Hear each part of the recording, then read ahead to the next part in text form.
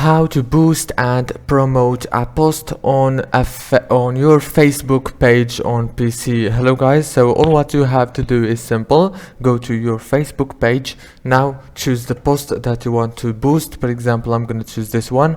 Now all what you have to do is go here and click on boost this post. As you can see, now click get started, and as you can see, this post can't be boosted. So it's so easy. As I said, just click here. I'm gonna add another post.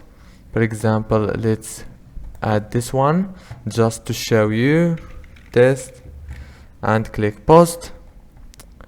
Now wait a few seconds, click here on boost post, and now as you can see, click I accept, and here add the button that you want. For example, book now, shop now, or whatever. Choose your audience and your duration and your budget from here.